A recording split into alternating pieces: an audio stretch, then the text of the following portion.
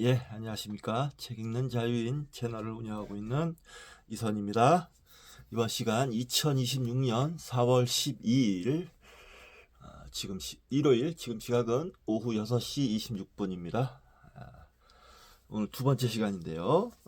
저는 두 번째 시간 끝날 때 예고해 드렸던 대로 낮잠을 좀 자고, 일어나서 쿠폰이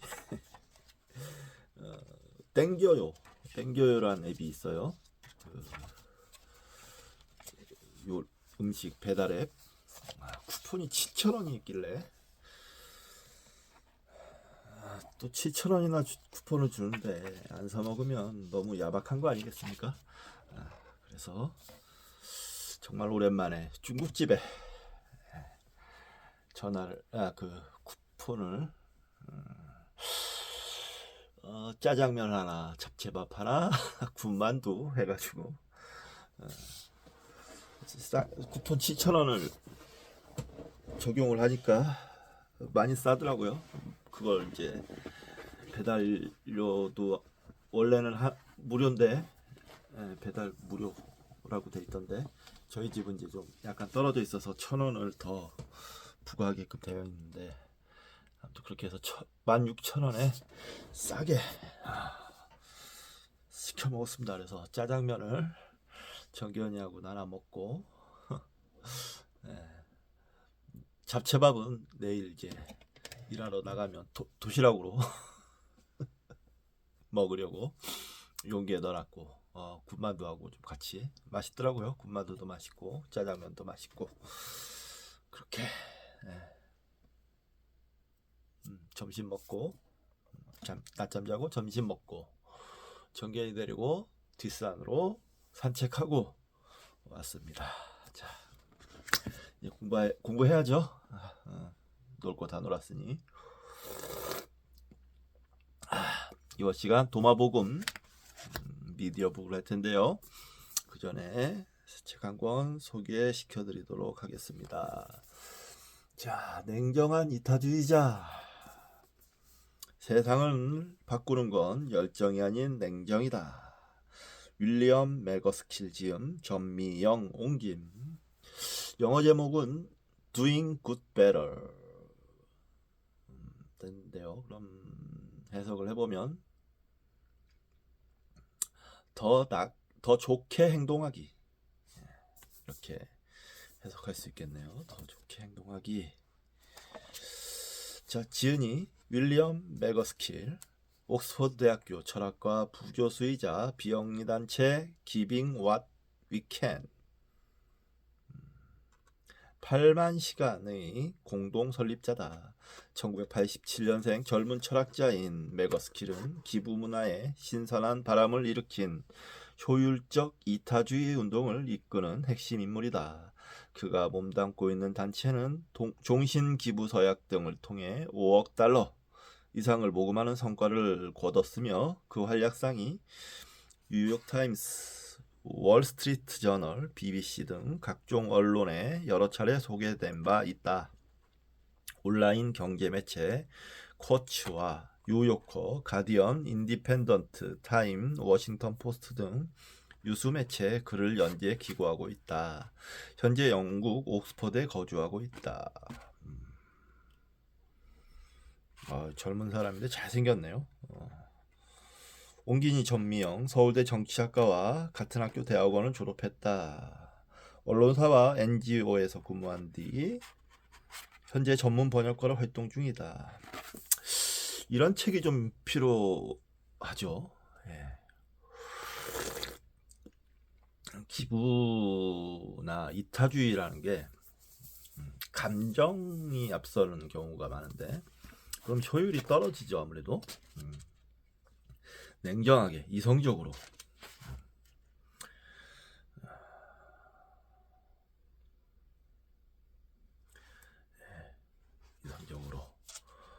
판단할 수 있는 능력이 오히려 이런 것에 필요한 것이 아닌가. 차례 읽어보겠습니다. 머릿말, 식수 공급과 핵충 구제, 빈곤층의 삶을 개선시키는 선행은 무엇일까? 챕터 1. 당신은 상위 1%다. 얼마나 더 벌어야 행복할까? 예, 저도 그렇게 생각합니다. 전 세계적으로 봤을 때 저는 상위 1%는 안에 들어갈 거예요. 네. 우리나라에서는 가난한 하층민이지만 생각을 해보면 자기 집 있지요. 뭐 먹고 싶은 거 다 먹고 웬만한 거 차도 있어요. 2대나 하나는 일하는 차, 하나는 승용차, 경차지만 아주 뭐 풍족하게 산다고 생각합니다. 네. 전 세계적으로 봤을 때 전시 세계 80억 인구 중에 1% 안에 들어간다 라고 생각합니다.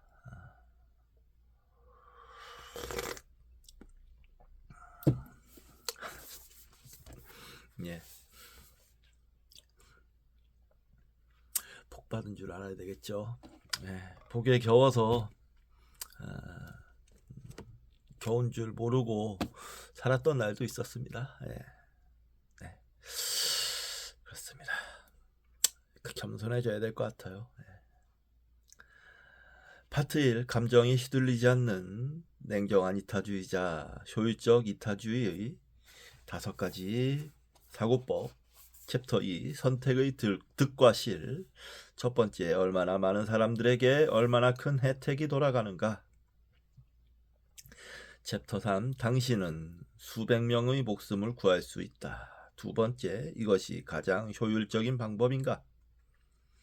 챕터 4. 재해 구호에 기부하면 안 되는 이유. 세 번째, 방치되고 있는 분야는 없는가. 챕터 5. 1억 2천만 명을 구한 사람. 네 번째, 우리가 돕지 않았다면 어떻게 됐을까. 챕터 6. 투표는 수십만 원 기부나 다름없다. 다섯 번째, 성공 가능성은 어느 정도이고 성공했을 때의 효과는 어느 정도인가. 투표 중요하죠. 저도 꼬박꼬박 투표합니다. 빼놓지 않고. 자, 파트 2. 착한 일을 할 때도 성과를 따지는 냉정한 이타주의자. 챕터 7. CEO 연봉과 기부금. 가장 효율적으로 남을 돕는 곳은 어디일까? 챕터 8. 차라리 노동 착취 공장 제품을 사라. 착한 소비자가 되려면 어떻게 해야 할까? 챕터 9. 열정을 따르지 마라. 세상을 가장 변화시키는 직업은 무엇일까? 챕터 10. 빈곤 대 기후변화. 어떤 문제가 더 중요할까? 결론. 효율적으로 남을 돕고 싶다면 지금 당장 해야 할 일은 무엇일까? 부록. 착한 일을 하기 전에 물어야 할 4가지 질문.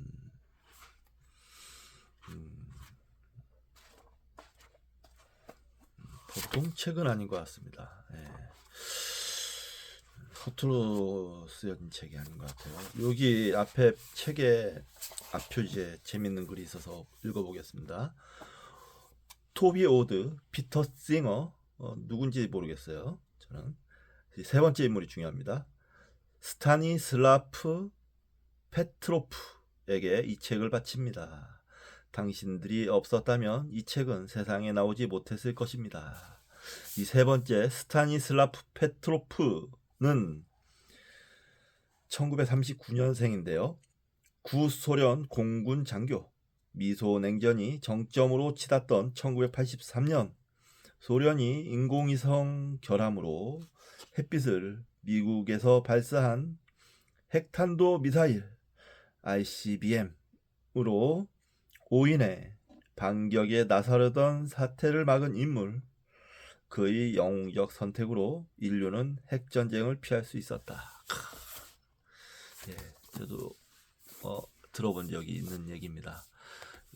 소련의 장교 군인 한 분이 그 당시에 그 위급한 절대절명에 촉박한 때 냉정하게 생각을 해서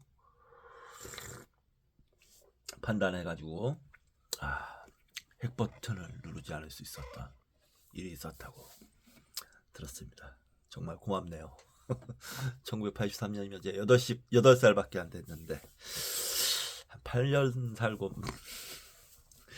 인류가 절멸할 뻔했는 사건을 막아주어서 감사합니다. 네, 자,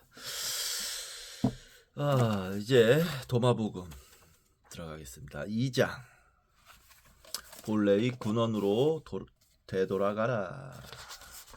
자, 제 8절 시작하겠습니다. 버림의 결단. 물고기들을 잡아 올린 지혜로운 어부와 같으니. 예수께서 말씀하셨습니다. 사람이란 자기 그물을 바다에 던져 바다에서 작은 물고기들을 잔뜩 잡아 올린 지혜로운 어부와 같습니다. 그 지혜로운 어부는 물고기들 중 좋고 큰 고기 한 마리를 찾았습니다. 다른 작은 고기들을 다 바다에 다시 던졌습니다. 그래서 큰 물고기를 쉽게 골라낼 수 있었습니다. 여기 두 개의 들을 귀 있는 이들은 잘 들어야 합니다.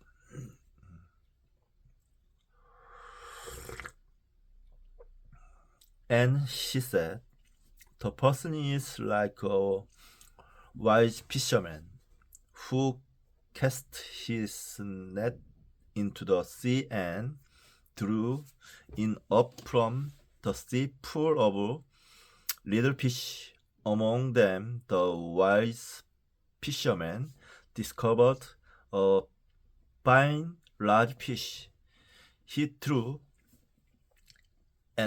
all the little fish back into the sea and easily chose the large fish. Anyone here with two good ears had better listen.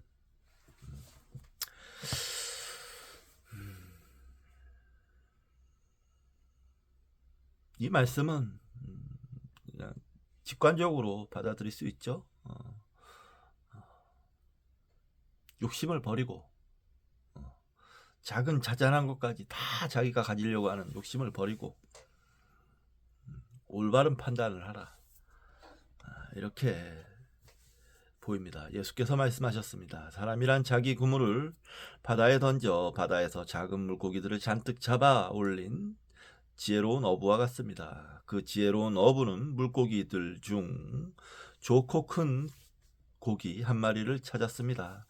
다른 작은 고기들을 다 바다에 다시 던졌습니다. 그래서 큰 물고기를 쉽게 골라낼 수 있었습니다. 여기 두 개의 들을 귀에 있는 이들은 잘 들어야 합니다.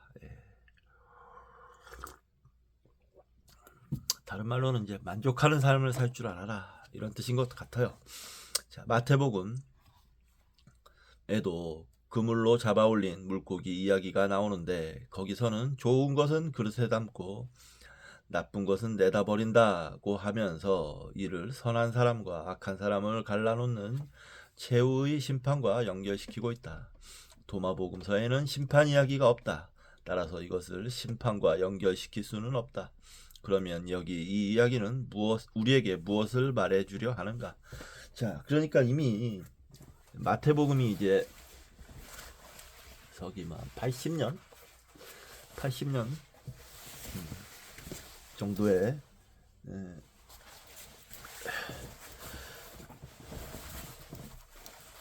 저작된 걸로 알려져 있는데 이미 마태복음 또 유대인들을 위한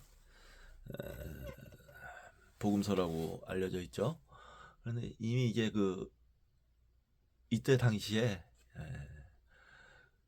예수님의 가르침의 원형이 이런 심판이니 최후의 심판이니 악한 사람과 선한 사람의 최후의 심판이니 하는 유대교 교리에 오염돼 버렸다는 얘기예요. 마태복음 이미.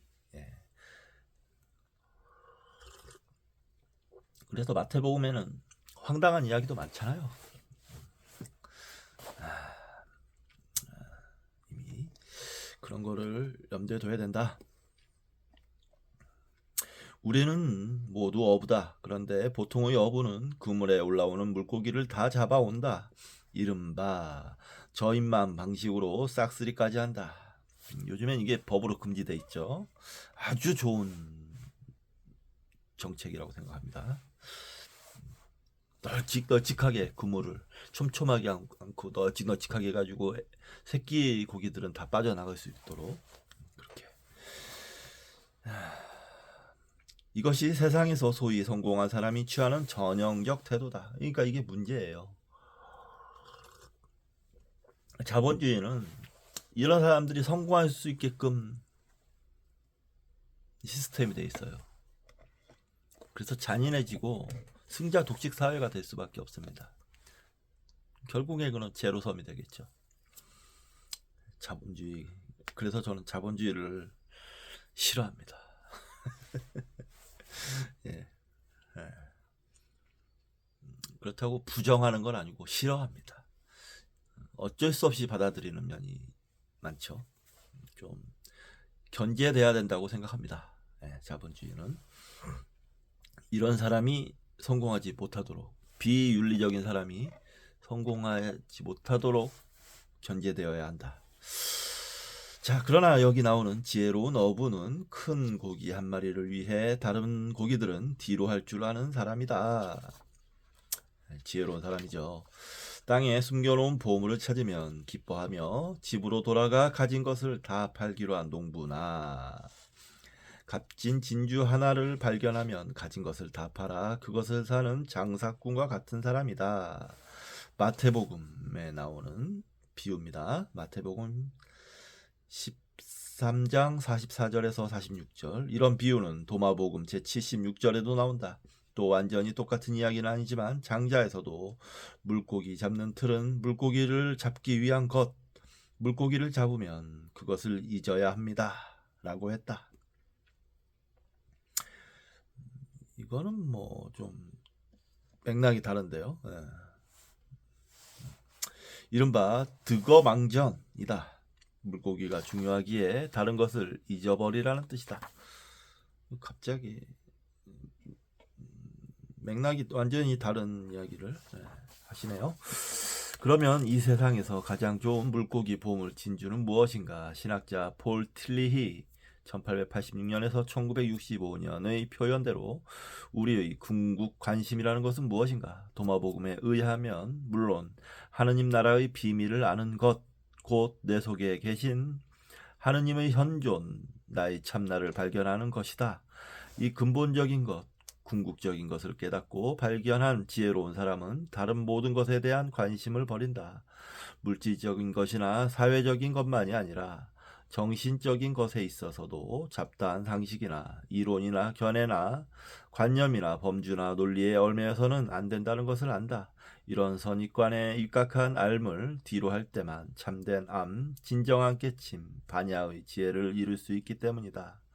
도덕경에도 도의 길은 하루하루 없애가는 일손의 길이라고 했다. 48장.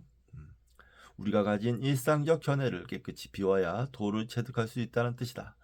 예수님의 표현을 쓰면 성전을 청결케 하심, 나아가 아주 성전을 허는 것. 요한복음 2장 13절에서 19절이기도 하다.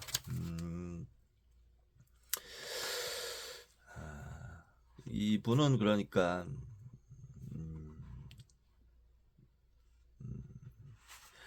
작은 물고기들은 그냥 잡다한 일이라고 보셨고 좋고 큰 물고기 한 마리 이만을 취한다. 그렇게 볼 수도 있겠네요. 이렇게 볼 수도 있죠. 물론 어디까지나 해석을 어떻게 하느냐에 따라서 달라지는 거니까. 근데 이런 해석도 좋은 해석이라고 생각합니다. 제가 하는 해석이랑은 조금 다르지만 좋은 해석이라고 생각해요. 큰 물고기 하나가 중요하죠. 근데 저는 좀 더 본 거예요. 작은 물고기들을 다시 놓아주면 그 작은 물고기들이 또 큰 물고기가 되지 않습니까? 그러니까 적당할 때 만족할 수 있으면 공멸로 가지 않는 거죠. 모든 것이 뭐 작은 물고기까지 다 건져내면 모든 물고기들이 사라질 거 아닙니까? 그러니까 적당할 때 만족을 하면 모든 것이 사라지기 전에 어, 앞으로도 편안한 삶, 평화로운 삶 이런 것을 담보할 수 있다. 그런 지혜를 얘기하는 거다라고 저는 생각했어요. 어찌 해석하든 각자의 해석이 있는 거니까. 한편 도마복음이 모든 사람을 위한 가르침이 아니라는 입장에서도 풀이될 수 있다. 물고기가 물에서 살고 있듯 인간은 물질 세계에 살고 있다. 그래서 사람 낚는 어부라는 표현이 있듯 사람을 물고기에 비유하는 경우가 있다. 돌을 깨친 지혜로운 어부가 사람을 건져 올리면 그 중에서 자기의 가르침을 받아들일 준비가 된 큰 물고기만 고르고 나머지는 그대로 놓아준다는 뜻일 수 있다. 출애굽 당시 아직도 이집트의 고기 가마를 그리워하던 이스라엘 사람들, 아직도 불타는 소돔성을 잊지 못하고 뒤돌아서던 롯의 처와 같은 사람들은 어쩔 수 없이 계속 광야를 헤매거나 거기 소금 기둥으로 남아있을 수밖에 없다. 하느님 나라의 비밀은 아무에게나 주어질 성질의 것이 아니다. 진주를 돼지에게 주면 돼지가 진주를 알아볼 수 없을 뿐만 아니라 돼지가 그것을 준 사람도 짓밟고 물어뜯는다고 했다.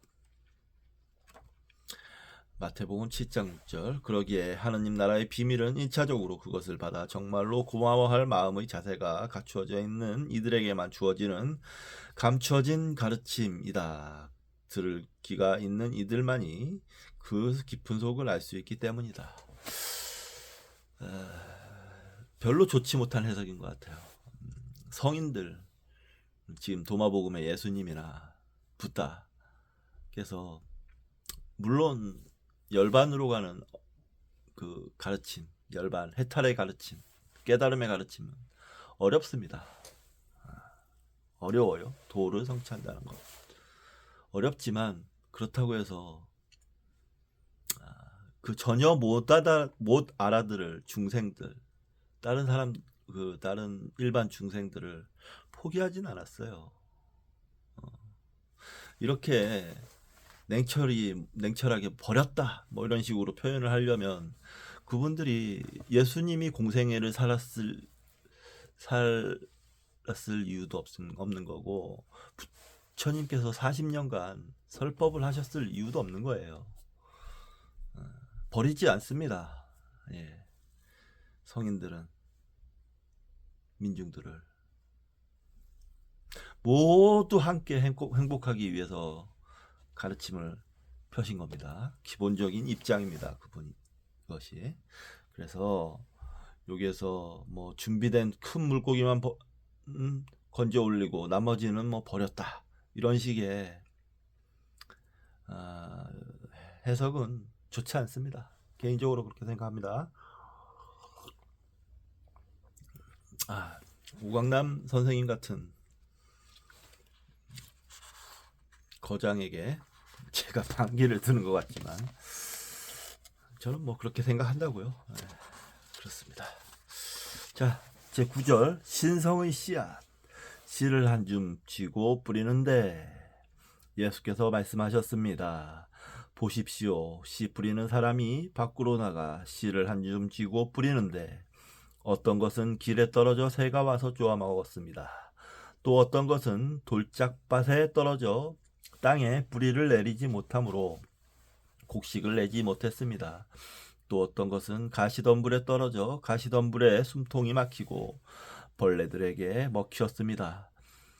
또 어떤 것은 좋은 땅에 떨어져 좋은 열매를 맺었습니다. 60배, 120배가 되었습니다. 뭘 말하는 것일까요?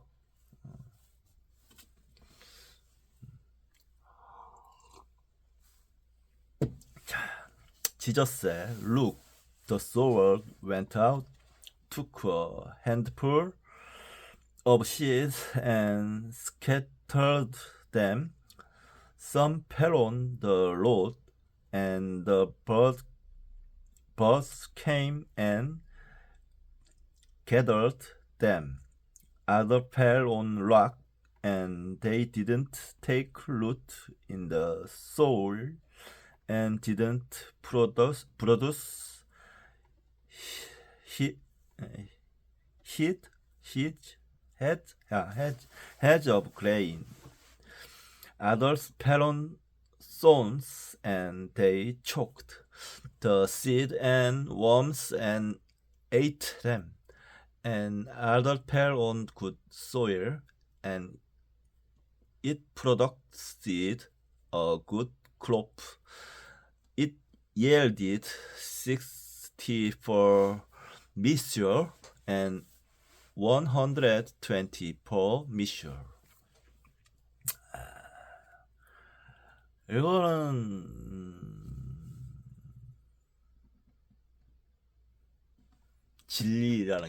진리를 설파한다는 게 이런 효과가 있다라는 뜻인 거라고 저는 봅니다. 진리를 설파해도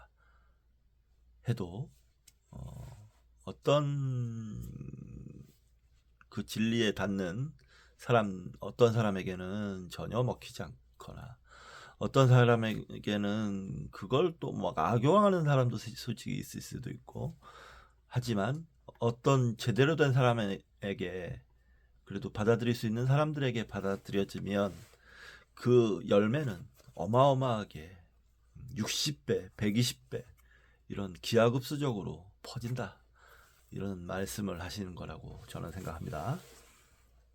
얼마나 오래 씨를 뿌리느냐도 중요하죠. 예수님은 고작 3년의 공생에, 만으로 치면 3년도 안 돼요.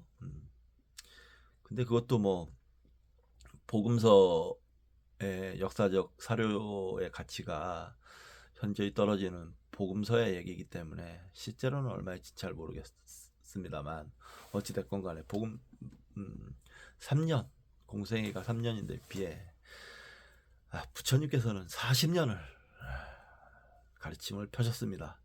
그렇기 때문에 그 파급 효과는 훨씬 크지 않았을까, 그렇게 생각합니다. 자, 공간복음에도 나오는 비유인데 문자적으로 보면 이런 멍청한 사람이 어디 있을까 하는 생각이 든다. 씨가 얼마나 귀한 것인데 함부로 뿌려 길이나 돌짝밭이나 가시덤불 같은 데 떨어지게 한단 말인가. 더구나 요즘처럼 기계나 비행기로 뿌리는 것도 아니고 직접 손에 쥐고 뿌리는 것인데, 또 씨가 열매를 맺어 겨우 60배, 120배의 결실일 뿐이라면 그 농사는 망하는 농사가 아닌가. 좁쌀을 보면 수만 배, 수십만 배의 결실인데 하는 등의 생각을 할 수 있다. 아니에요. 이 유대, 이게 팔레스타인 지방에서는 농사를 이렇게 지었다고 합니다. 옛날에, 그때 당시에 씨를 이렇게 뿌렸다고 해요. 이렇게 막 뿌려서 농사를 지었다고 합니다.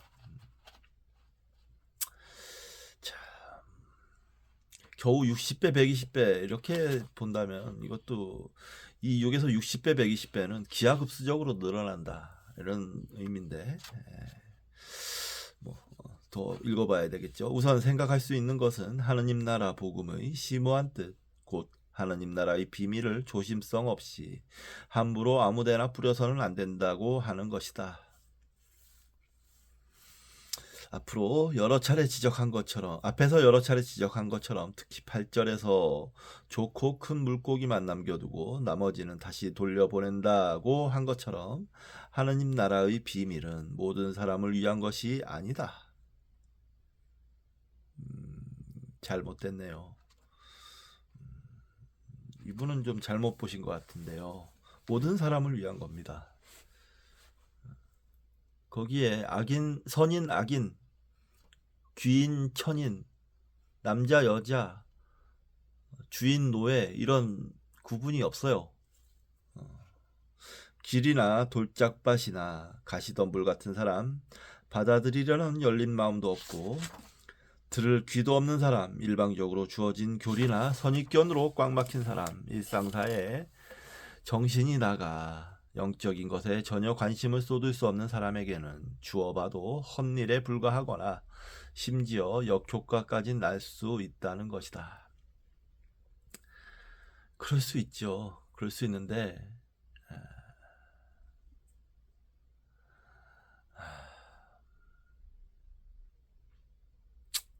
잘 못 보시는 것 같은데요. 이 오강란 선생님께서는 제가 말한 거랑은 많이 다르죠. 예, 말씀드리는 거랑은 뭐 어떤 게 맞을지는 각자 판단해 보십시오. 예.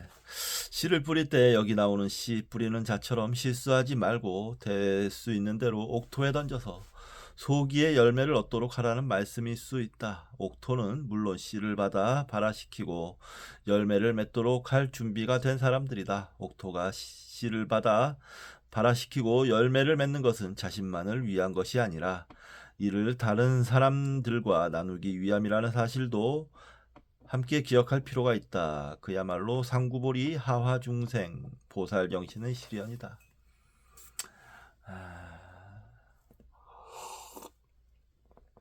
오해하시는데요. 보살정신에는 옥토나 뭐 무슨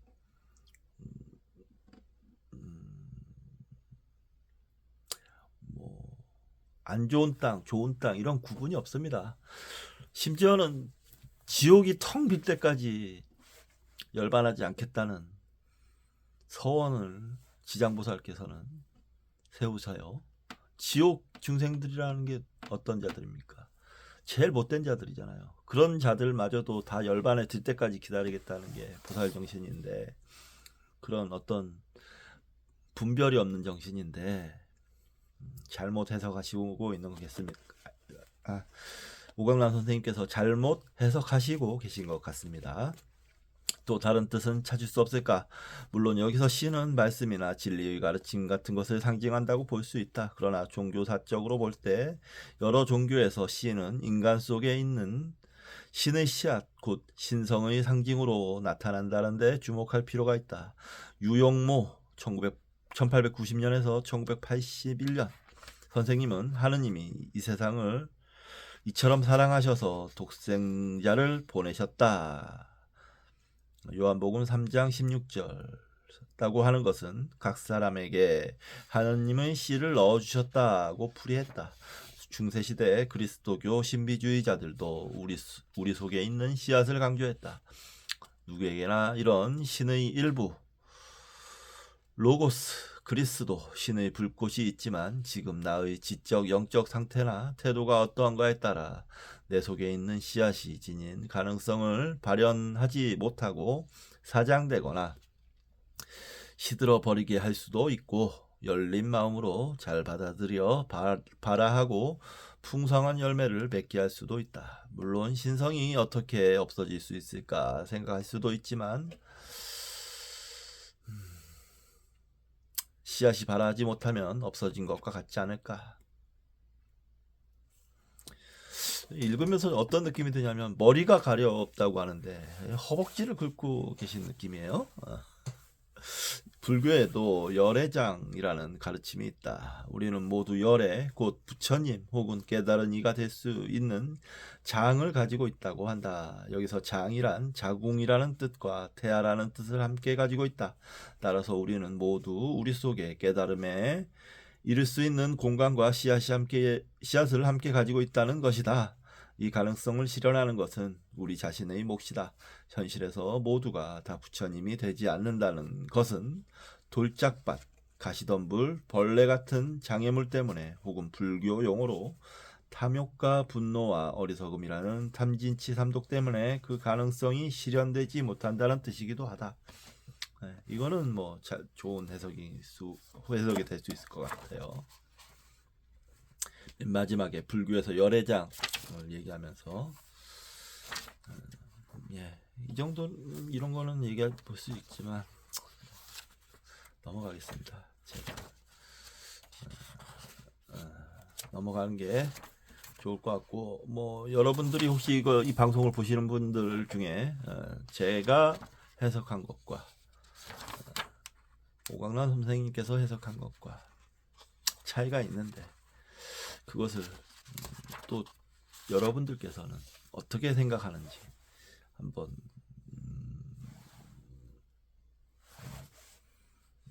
구분을 해보면 어떻게 생각하는지 서로 이렇게 비교를 해보면 좋을 것 같습니다. 너무 좀 비난을 했던 것 같아서 죄송합니다. 유관원 선생님.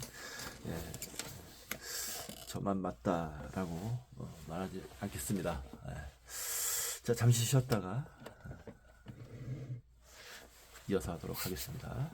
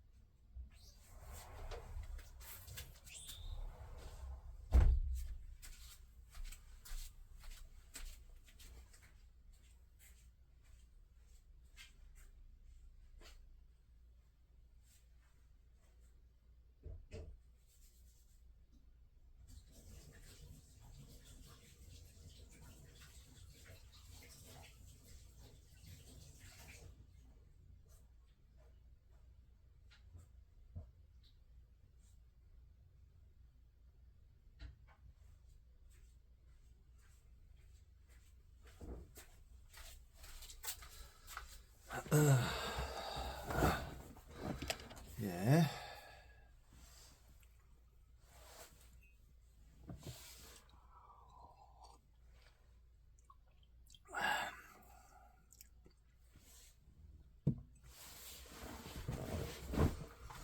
자, 제 10절. 우주의식의 화염, 불을 지피다. 예수께서 말씀하셨습니다. 나는 세상에 불을 지폈는데 보십시오. 나는 불이 붙어 타오르기까지 잘 지킬 것입니다. Jesus said, I have cast fire upon the world, and look, I'm guarding 맞나? Guarding it until it blazed. Guarding.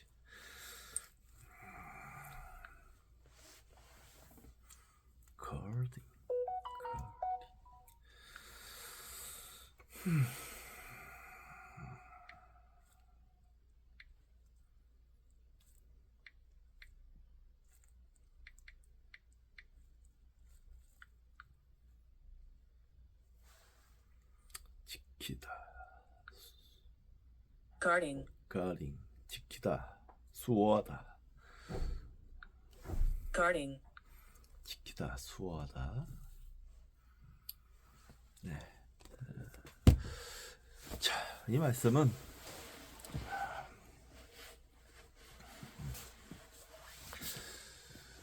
예수님께서 내가 세상에 진리를 설파하는데 그 진리는 기존의 세상을, 기존의 질서를 뒤엎는 그런 파괴적인 효과가 있다. 그러니까 혁명적인 사상이다 라는 거를 강조하는 내용인 것 같습니다. 자, 보겠습니다. 모든 성인의 가르침이 가지고 있는 기본 특징 중 하나는 주어진 사회의 전통적 고정관념을 뒤집어 엎음이다. 그렇죠. 표면적으로 평온한 사회에 평지풍파를 일으키는 것, 불을 지르는 것이다. 네, 맞습니다. 이런 혁명적인 뒤집어 엎음이 처음에는 미미할 수밖에 없다. 불이 붙기까지 잘 지켜보고 피워야 한다. 그러나 일단 불이 붙어 훨훨 타오르면 요원의 불길처럼 그 사회를 변혁시킬 수 있다. 이 예수님 하면 좀 그런 이미지가 있죠. 나중에 속절없이 로마 병장들에게 붙잡혀서 십자가에 못 박혀서 돌아가시는 어떤 약한 이미지, 나약한 이미지가 있는데 이 말씀에서는 딱 보기에 의지가 느껴집니다. 예수님께서 말씀하셨습니다. 나는 세상에 불을 지폈는데 보십시오. 나는 불이 붙어 타오르기까지 잘 지킬 것입니다. 어떤 각오, 굳은 각오, 이런 게 엿보이죠. 그러니까 그 복음서의 이미지와는 달리 예수님은 뭔가 좀 강한 정신력의 소유자였을 것이다 라는 생각이 듭니다. 이런 문장을 보면. 그런데 예수님이 지르는 불이나 훨훨 타오르는 불은 사회적 변혁뿐 아니라 개인의 내면적 변화를 가져오는 불이라는 측면을 간과할 수 없다. 신약 성경을 보면 세례 요한이 세례에 세 가지가 있다고 한다. 자기는 물로 세례를 주지만 자기 뒤에 올 분은 성령과 불로 세례를 줄 것이라고 했다. 마태복음 3장 11절, 누가복음 3장 16절. 물로 받는 것, 영으로 받는 것, 불로 받는 것, 세 가지다. 이는 우리의 영적 발전 단계를 상징하는 것이다. 물로 세례를 받는 사람은 새로이 그리스도교에 입문해서 하느님 나라의 외적 비밀을 알게 된다. 그리스도가 가르쳐주는 죽음, 부활, 하느님 나라 등을 문자적으로 받아들이고 거기서 윤리적 지침이나 심리적 안위를 얻는 단계다.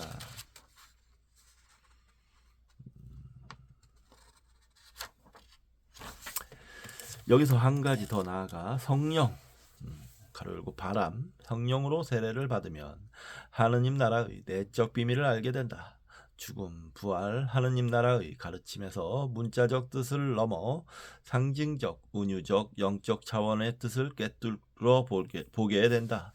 거기에 더욱 발전하여 불로 세례를 받으면 내 속에 있는 모든 부정적인 요소들을 깨끗이 태워버리고 완전한 깨달음을 얻어 하나님과 하나됨이라는 천지합일, 신인합일의 신비를 체득하게 되는 것이다.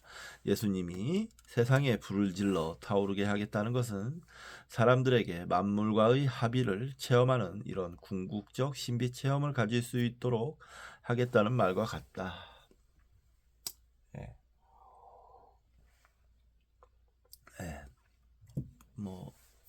계속 어떤 추론을 확장하다 보면 이렇게도 볼 수 있죠.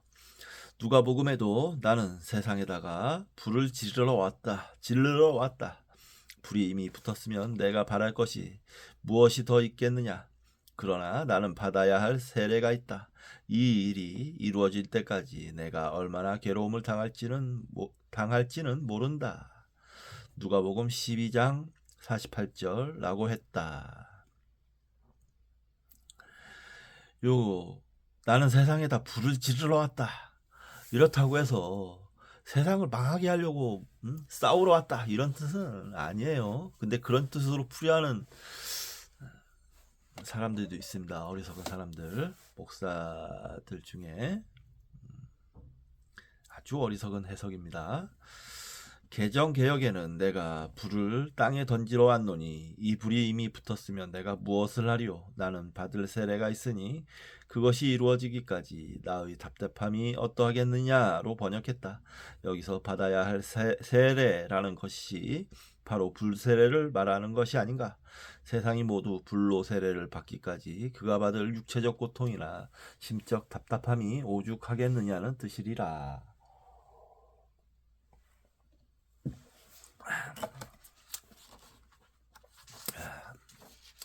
네, 이렇게 보입니다. 저는 이 도마복음의 이 말씀이 오리지널이고 누가복음, 마태복음에 나오는 이 말들은 누가복음에 나오는 말들은 살이 붙은 것이라고 봐요. 후대 사람들이 자기네들 입장에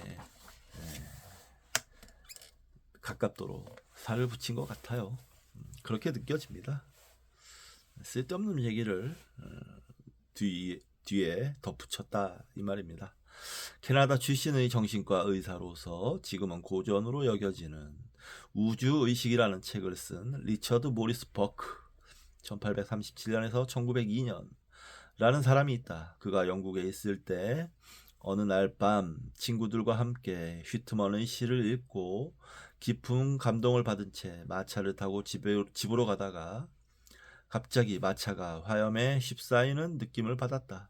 그는 이를 두고 우주의식이 번쩍임을 경험한 것이라고 했다. 그에 의하면 우주의식은 동물들의 단순의식이나 우리 인간의 자의식과 다른 특수의식으로서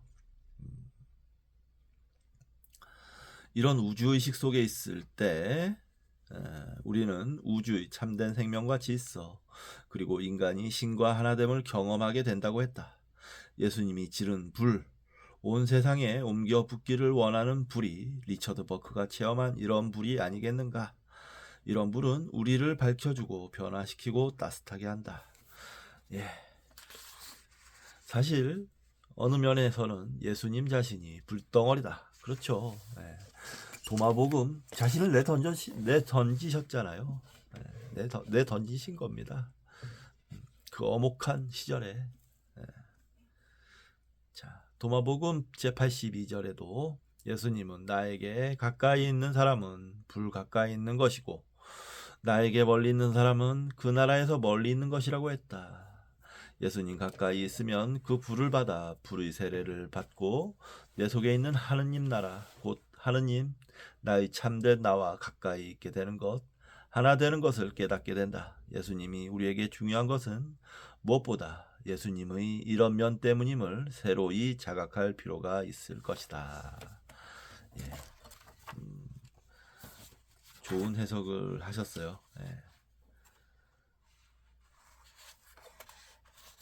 자, 10장 끝났고요. 일단 10장까지 잘 읽었고 이제 11장 또 들어가야 되는데 시간이 좀 애매한 관계로 11장을 들어가면 시간이 많이 좀 오버될 것 같아서 여기서 일단 끊도록 하겠습니다. 자, 다음 시간에 뵙도록 하겠습니다.